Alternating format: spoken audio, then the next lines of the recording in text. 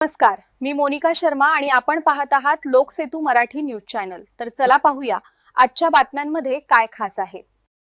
नंदुरबार वाहतूक शाखेची धडक कारवाई। विना लायसन, ट्रिपल सीट व हेल्मेट नसलेल्या वाहन चालकांवर कारवाई।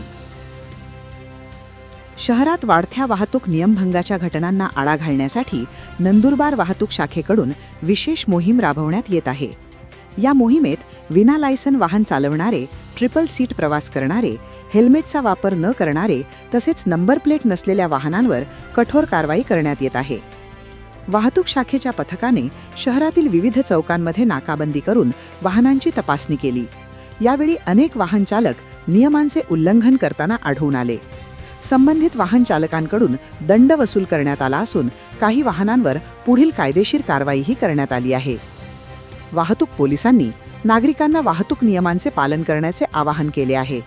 हेल्मेटचा वापर करणे, वैध परवाना जवळ बाळगणे, वाहनावर अधिकृत नंबर प्लेट असणे आणि ट्रिपल सीट प्रवास टाळणे हे स्वतःच्या सुरक्षिततेसाठी आवश्यक असल्याचे पोलीस प्रशासनाने स्पष्ट केले। शहरात अपघातांचे प्रमाण कमी करण्यासाठी आणि नागरिकांच्या सुरक्षिततेच्या दृष्टीने ही मोहीम पुढील काळातही सुरू राहणार असल्याची माहिती वाहतूक शाखेकडून देण्यात आली।